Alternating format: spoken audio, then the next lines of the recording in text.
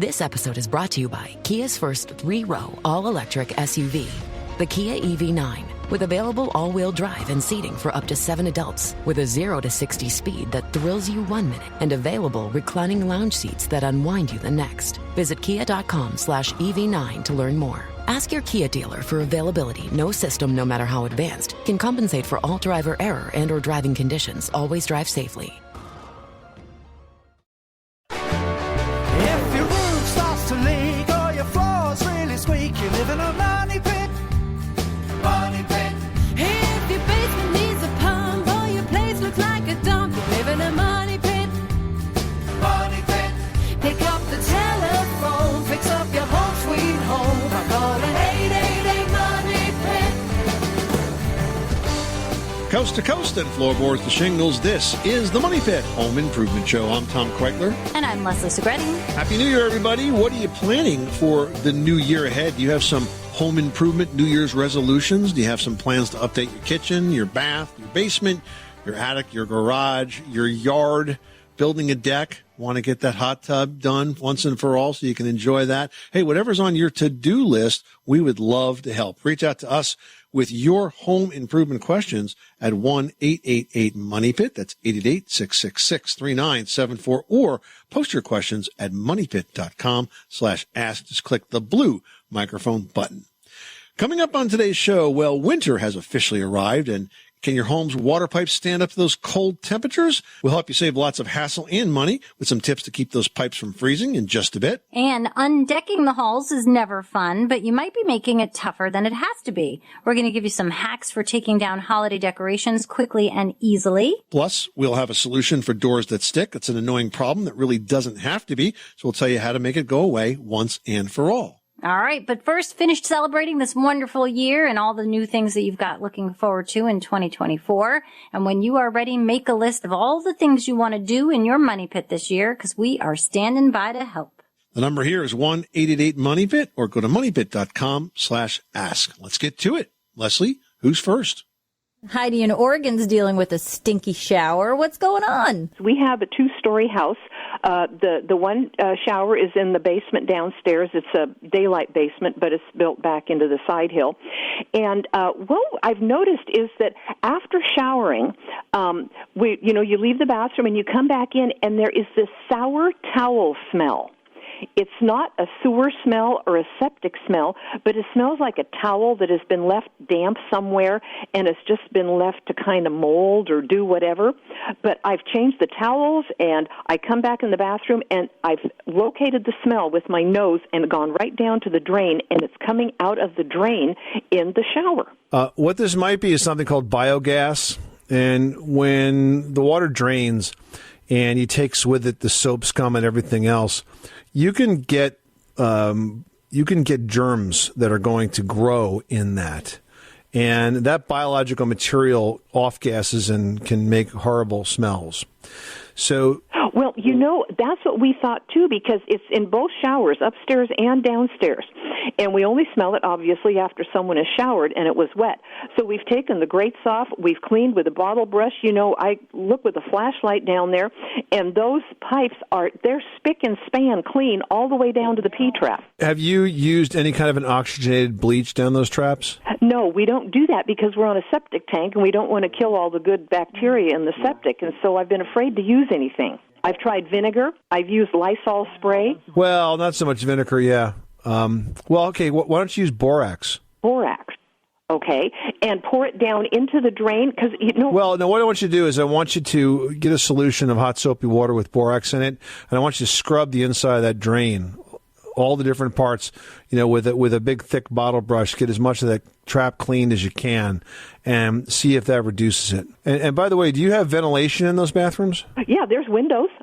Do you have fans that you could leave on after bath fans? Yes, and we always turn the fan on when we shower. And keep it on when you're done? Well, no, we usually shut it off when we're done. So, yeah, that's another thing I would change, that behavior I would change. What I would do is I would replace the bath fan switch with one that's on a timer or a humidistat, so that after you are done showering and leave the bathroom, it stays on for another 15 or 20 minutes. But we'll go ahead and try that then and see what happens. All right, Heidi, thank you so much for calling us at 888-MONEYPIT. Good luck with that project. Lane in Arkansas is looking to do some countertop updates with the cement countertop. How can we help you with that project? I've been wanting to get granite countertops forever, and I can't really afford it being a single dad and paying the mortgage and everything. So I was looking at the concrete method. I've watched some videos on YouTube and whatnot, and I really like how it looks because it looks a lot like the granite. And my question kind of were, is it pretty simple for a guy that knows not a lot about concrete, but, you know, a little about it. And the edging stuff that they sell on websites, do you need to buy that, or is there a way that you can do it with just normal, like, wood, where you could form it up yourself? So, first of all, concrete countertops are beautiful, but they're a lot of work to build, as you've learned if you've watched all of those YouTube videos, which I commend you for doing. In terms of the edging, you certainly, having those tools certainly makes it a lot easier. But if you're crafty, you probably could make your own edging tools. Okay. To get an acceptable edge to that concrete surface. The good news is that the materials itself is fairly inexpensive. So if you really screw it up, you could break it up, throw it in the garden, and start again. You know. Right. But the key is really the prep and making sure that you've got the form built correctly, and you're totally ready to go. You know exactly what you're going to do once you start to pour in that concrete, because you don't get a second chance.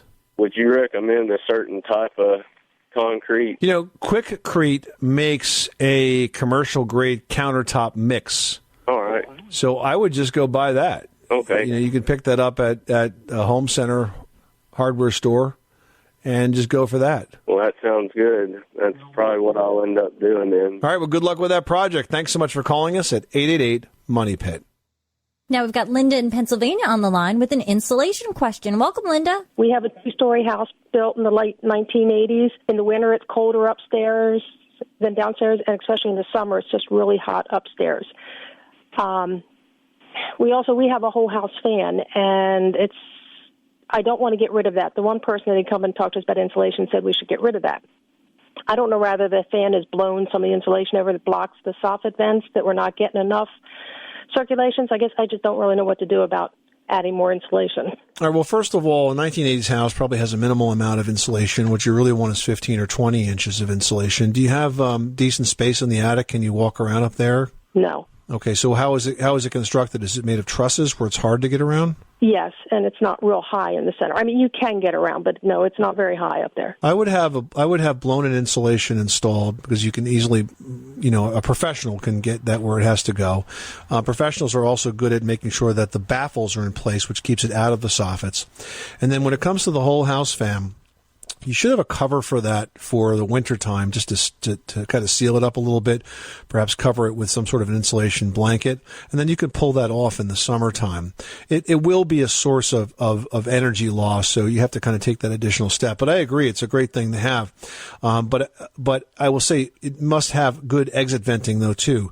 You have big gable vents on the side walls of the house, because when you turn that fan on, you don't want to pressurize the attic. You want to make that air go out. No, we have the ridge vent, and when they replaced the roof a couple years ago, they said there is a slightly larger size ridge vent, and that's what they put in. All right, well, then that's probably big enough to handle the exhaust venting. So that's what I would do. I would use blown-in insulation. Now, around the fan itself, what the installer will do is put sort of a wall around that made of sort of like a stiff cardboard or some type of material like that, so that they can pile the insulation up higher against that opening and keep it away from the operation of the fan. Okay. It's done all the time, Linda, and it'll definitely make a big difference in how comfortable you feel in that house, okay? All right. Thank you very much. Good luck with that project. Thanks so much for calling us at 888-MONEY-PIT. Hey, you're tired of living in a money pit? Well, we're here to help. And if you want us to help out, it would be awesome if you could leave us a 5-star review on Apple Podcasts. Just go to moneypit.com/review. It's only going to take a minute, and it means the world to us. Greg from Iowa is on the line, is looking for some home maintenance tips. How can we help you? Bought my new house, new construction, 8 years ago.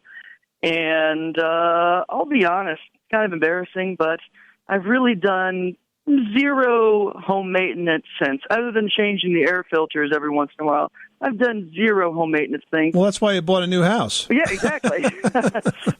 But alas, it's time to take on a few projects, huh? What's going on in the house now? No, well, there's nothing wrong. It was just more of general maintenance that needs to happen, and I just don't know what to do. So, general maintenance. So, first of all, when it gets chilly like it is now, it's time for you to do some heating system maintenance. Now, what kind of fuel do you have? You have gas? Natural gas? Yes. So it's important to have your heating system serviced. You've apparently not done that for 8 years. You're well overdue.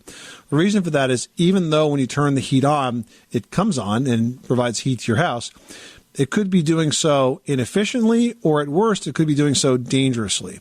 So every fall, you need to have your heating system cleaned and serviced to make sure it's running properly. And then in the summer, you'll have your air conditioning system serviced for the same reasons, not so much the danger, but more importantly, the efficiency. So those are two things you should be doing right now. And when your HVAC technician comes, he'll probably also take a look at the water heater because sometimes the burners can get coated with rust because natural gas is very corrosive when it burns. So that's the kind of thing that you probably need to do right away. The other maintenance tasks are really going to depend on, kind of what's going on in the house. If you've got a toilet that leaks or runs all the time, then you could need fill or flush valves. If you've got paint that's cracking or peeling, you could need paint. But the mechanical maintenance, I think, is most important because that's potentially dangerous. Does that make sense? It does. Now, are you seeing anything that you think needs attention? No, nothing much. It's just been, I think we've had a pretty lucky 8 years, and there's been no crises at all. So you better be knocking on a piece of wood right now. Right. So it's time to get it maintained, I suppose, get some maintenance done for the HVAC, yes? Yeah, and what's something you probably don't consider is your dryer vent, the exhaust duct behind your dryer that exits to the outside of your house. A lot of people don't think to clean that because lint does go out there and then get to the outside, and it can get stuck and it can get caught, and you should be cleaning that at least once a year, probably twice a year. So I have to pull out the dryer to do that? Yeah, so you pull the dryer away from the wall. There's a product called, it's a Guardus Lint Eater is one of the ones that we've used, Tom and I, and you actually put it through the exit vent on the exterior of the house, and you sort of twist it through with like a drill driver motor, but you have to be very careful, and there's a certain direction you have to put it in. But it goes through, and the amount of stuff that comes out, I mean, you've never seen so much junk. Well, indeed. Well, thanks a lot for the tips. Anything else that comes up? Anything else you can think of that is, or are those the biggies? There's so much to be done. I think you just need to be aware, but take care of those mechanical things because that's where you can get yourself in trouble, okay? All right, thanks a lot. All right, good luck with that project. Thanks so much for calling us at 888-MONEY-PIT. Well, for anyone who's ever dealt with this problem, they can tell you this. Frozen pipes are a very expensive headache. The good news is there are a few things you can do to keep them from freezing in the first place. That's right. On very cold nights, you can open the doors to any under-sink cabinets that are along the outside walls, which is most likely in your kitchen, under your sink cabinet. That's going to let the warm air from the heated room in and prevent it from becoming a freezer, leading to those frozen water lines. Next, you want to bundle up pipes just like you do with a winter coat. Wrap insulation around the pipes in unheated crawl spaces, attics, and basements. Now, you can use those foam tubes, super handy because they're slit down the side. You can also find fiberglass tubes or fiberglass pipe wrap to do the same thing. And in your crawl space and your basement, those drafts can freeze the uninsulated pipes in a matter of a few hours. So find those drafts and then consider using expanding foam sealant to seal them off. And finally, keep your heat above 55 degrees all winter long. Please, please, please, because shutting off or lowering unused heating zones can cause water and heating lines to freeze in walls and ceilings. And by the way, one more thing I just thought of. Let's talk about heat tape. It seems like a good idea, right, to have this long strip that people wrap around pipes and plug in. It's not meant to be a permanent appliance, people. You can plug it in and thaw out a pipe. Don't wrap it back on top of itself. Just wrap it against the pipe, sort of parallel to the pipe. Attach it that way. Don't go on top of it, because if you crisscross it, it gets super hot, and that's not safe.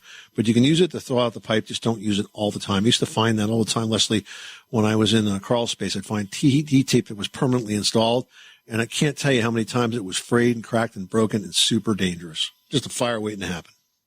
Jeannie in Ohio's on the line with a crud question. What is going on at your money pit? My friend, I'm afraid that it seems like her apartment may be making her sick. Well, what are you seeing? She has central air. She has COPD. 2 weeks after they change the filter, if they get around to it, they're dirty again, and she's been like vacuuming them off and wiping around them with bleach water and stuff like that. And she said out of the vents also, there's like a brown something or the other that she doesn't know what it is, and I don't know. She doesn't know if it might be mold. She has an apartment or she has a house? What kind of a place is it? 1-bedroom apartment. She lives with her son. She's in her late 50s, and he's in his early 30s. Right, and it's a forced air heating and cooling system, so it's gas-fired or what? Yes. Okay. So, I mean, obviously, the landlord needs to address this, and what I would tell you to do first would be to have somebody look at the duct system and really look at the apartment for sources of mold. The problem is that landlords aren't motivated to find mold because that means they got to fix it up, but a good mold inspector could detect it. It's hard to figure out what's coming out of these ducts, and certainly the filter needs to be changed on a regular basis. And if you have a better quality filter, this filter comes with a wide range of qualities. But if you have a good quality filter, that's going to do a pretty good job of trapping most of this. But you shouldn't be seeing a constant source of substance coming out of those ducts unless, they're dirty and need to be cleaned. So that's kind of one thing that comes to mind. You say that the house might be making her sick. Does she get better when she leaves the place, or does she just not leave it? Is she there all the time? It seems, she's been in the hospital a couple times with bronchitis and other kinds of stuff that are breathing. I think I told you she has COPD. Well, no, obviously there could be a lot of things that are causing her distress, but I think eliminating the apartment as one of them would at least make her feel better. I would have it inspected thoroughly by perhaps a home inspector or a mold professional to look for signs of it, because there are a lot of different places in a house where air quality can be impacted. Carpets can hide dust mites and allergens, and different types of molds can form under appliances. There's just a lot of places. And so if you really suspect that there could be something of the mold nature going on there, I would have it inspected by a pro and figure out, what's there. Yeah, she talked about like an air purifier, but I said if your system is dirty, I'm afraid it would fight each other. Yeah, listen, you don't want to go that way. You don't want to add more filtration to this. I want you to inspect and determine if there's a problem that exists. Then you can talk about the best way to clean it. So don't, keep throwing money out of this. Get the information, figure out what's going on, or maybe not going on, and then you can put your mind to rest. Yes, having a good quality filter in your HVAC system is important. There's a website, by the way, called filtereasy.com that I like, because you can sign up for a subscription service for filters. They end up being less expensive than they are in the store, and you just sign up once, and then they'll send you a new filter like on whatever frequency you need, probably every about 3 months, and when it shows up, you just pop it in, so it'll always be clean. You mentioned that she was always vacuuming. If you don't have a HEPA vacuum, one that is a high-efficiency vacuum, you could be redistributing that dust to the air. So there's just a lot of ways that the air could be contaminated, and you really need to look at this holistically, not just at one duct at a time. Does that make sense? Yeah, the filterwhat.com? Filtereasy.com, filtereasy.com. Yeah, check it out.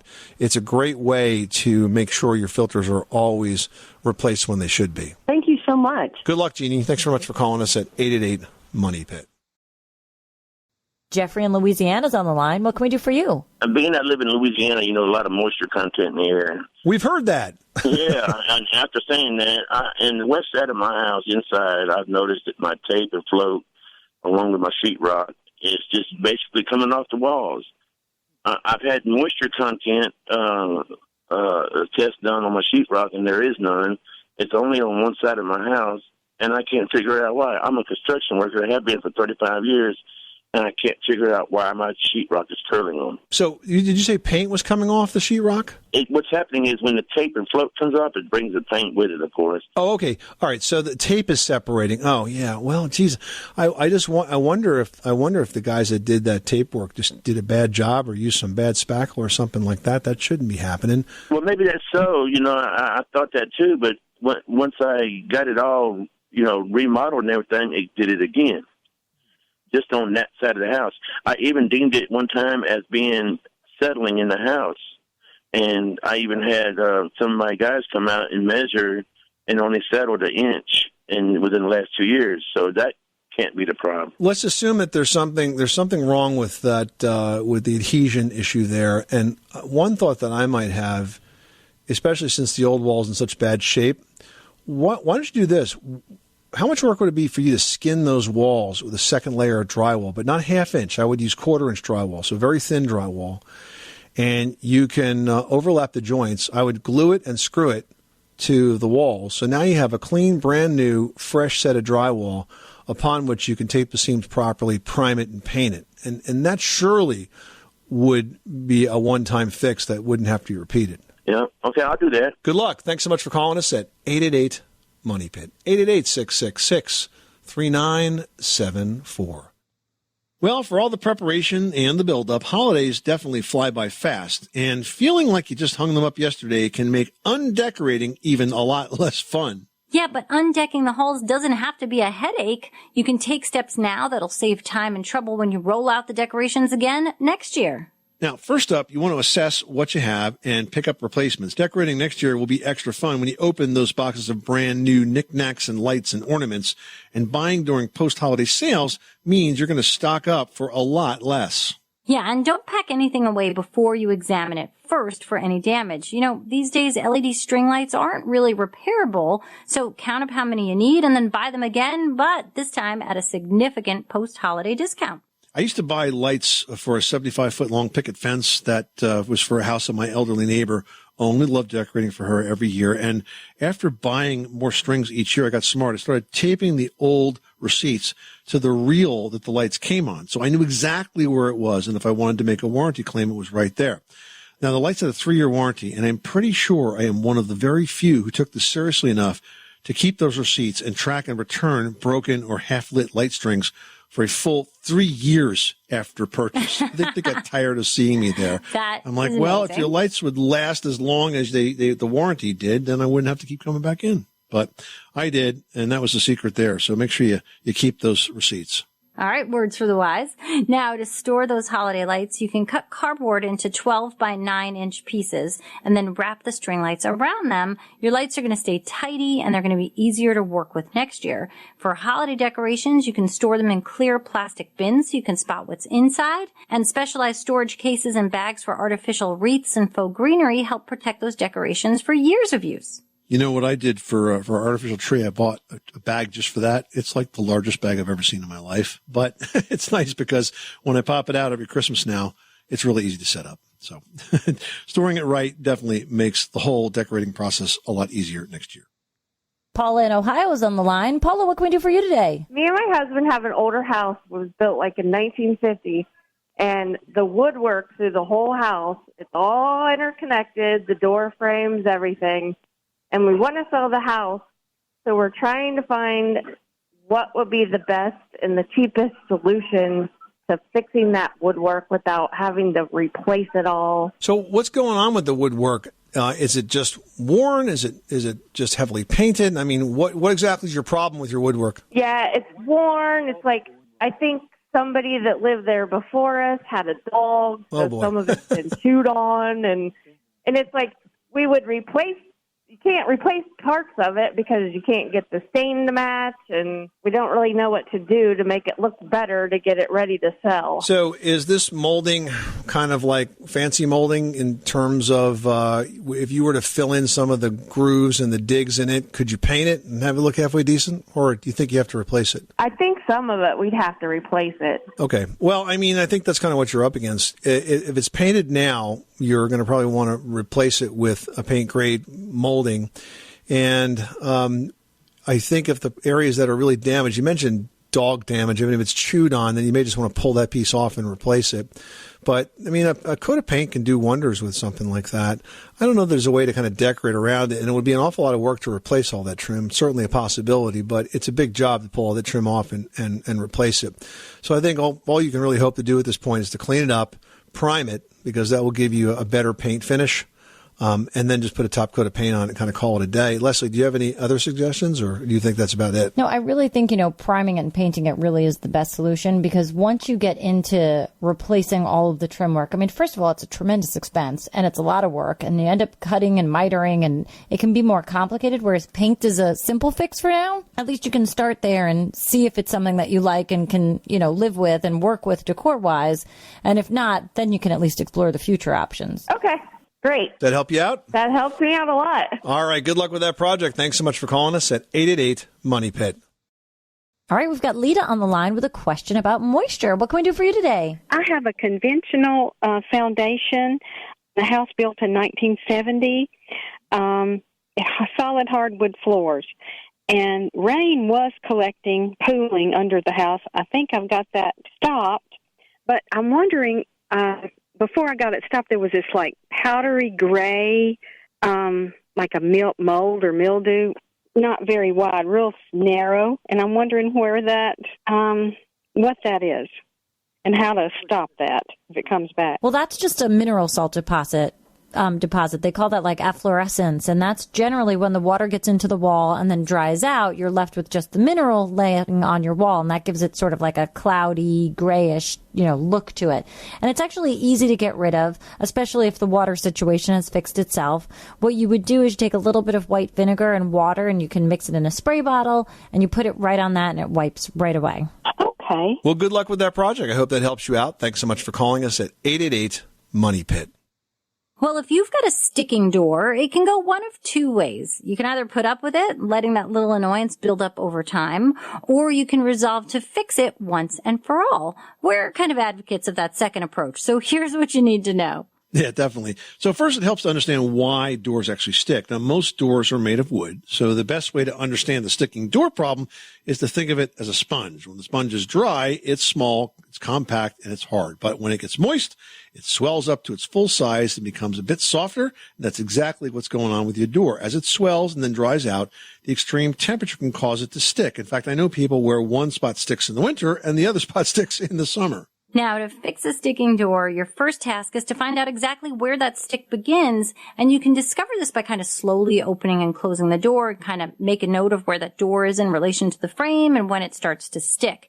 If you want a visual guide, you can use a piece of chalk to color the door where it seems to be sticking, and then by opening and closing that door a couple of times, that chalk mark is going to transfer to the exact point where that sticking door touches its jamb, and then you can easily wipe that off without a trace. Now, to fix a sticking door, there's really two methods, which I will call easy and not so easy. First, you'll want to tighten the hinges, and if the door opens on the right and sticks towards the top, the most likely culprit will be the opposite hinge on the left. If you tighten that hinge or replace just one or two of its screws with ones that are long enough to go through the jamb and into the framing, what happens is that actually sort of pulls the door over just enough to free up the sticking situation. Now, the other option is to sand down the door where it's sticking. You need to take a rough piece of sandpaper and rub it firmly against that section of the door that's been sticking. Then you got to repeat the process until the door no longer sticks in the frame, but try not to overdo it. Because once the door fits well, you're going to use progressively finer sandpaper to smooth the rougher edges and prepare to repaint. Once you do that, you should be good to go with a stick-free door. Ron in Virginia's on the line with a window question. How can we help you today? Yes, I just moved to Virginia from Florida. I bought a house that has single-pane, double-hung windows with aluminum storm windows on the outside. And I was wondering if that's going to be efficient for the mild winters we get here, or should I look into insulated windows? Well, generally when you're talking about a single pane window, if it was truly on its own, we'd say it's not that efficient. But because you have a storm window, that automatically makes it that much more efficient. And a storm window is fairly easy to replace. I mean, you can get a new storm window that has a different type of coating on it that could improve its efficiency, because what you're doing is you're essentially creating that space of air between the storm window and the main window, and that's allowing, the cold air to stop before it gets into your home. So especially if you're able to upgrade just the storm window itself, you'll really be able to create quite an efficient, window within your home and do well for the winter months. Okay, that's great. The storm windows do look the original and rather lightweight in structure. I do like the wood windows that the house has, so I will look into that. Thank you. Great. Thanks so much for calling us at 888-MONEY-PIT. Heading over to Illinois, Sandy's on the line with a question about some concrete steps. What are you working on? My father has a house that was built in 1950 or so, and the front steps are brick, and they're starting to separate, like the grout that's between the bricks, so it's starting to kind of deteriorate and crumble. And I have questions about if there's anything that can be done to repair that without redoing the whole thing. Yeah, you don't have to replace that whole thing. This is a typical way that that brick is going to wear. What you need to do is repoint the concrete. That means that you have a mason come in and scrape away all that loose mortar and replace it with new mortar. We often have to do this to bricks and block work, both outside the house, like you've described, but also inside the house.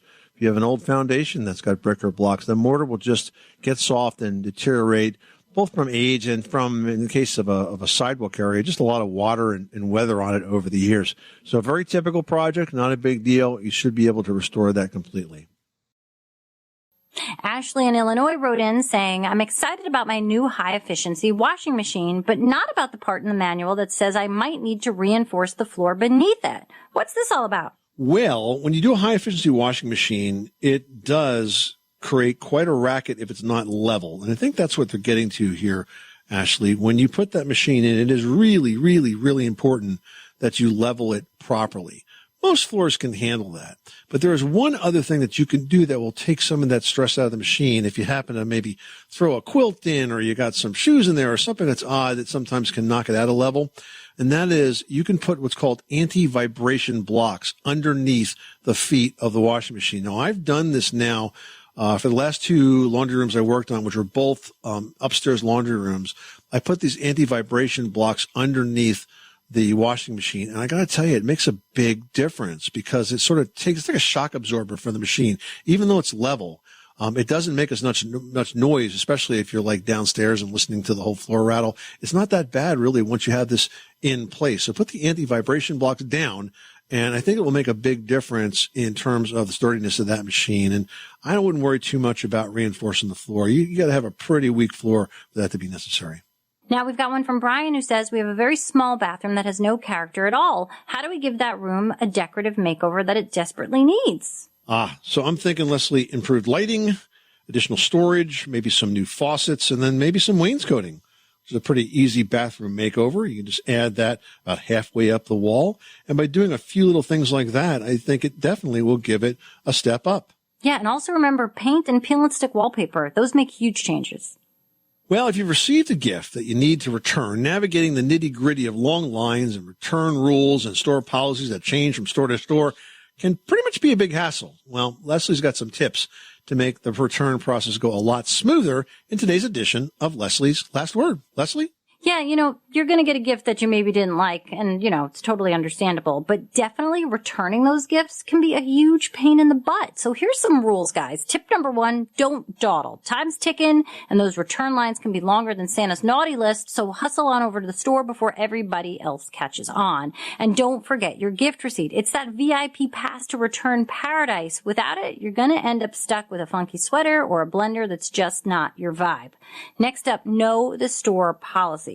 They're like the rules of a board game, and every store has got their own set of rules. Some have time limits, some won't take opened items. It's like return roulette out there, but you gotta try, so definitely give it a go. Also, keep it chill, folks. Sure, that thoughtful gift might have missed the mark, but being cool to the store staff can make or break your return game. They're just doing their job, so be kind. It definitely pays to be nice. Now, here's a pro move. Consider an exchange. That candle that smells like your grandma's attic? Well, you can swap it for something that screams you. It's like kind of hitting the holiday jackpot on round 2. And last but not least, keep those eyes peeled for special holiday return windows. Some stores are going to extend their return policies during the festive season. That gives you extra time to make those exchanges, so definitely keep an eye out for that. And if all else fails, put it on the gifting shelf for when somebody's birthday or next year rolls around. Yeah, re-gifting is totally okay. We're This is the Money Pit Home Improvement Show. Coming up next time on the program in 2024, nothing says upscale kitchen more than a pro-style range. But can your home handle one of these brawny beauties? We'll tell you what you need to know about adding a commercial range to your kitchen on the next edition of the Money Pit. I'm Tom Kreitler. And I'm Leslie Segretti. Remember, you can do it yourself, but you don't have to do it alone.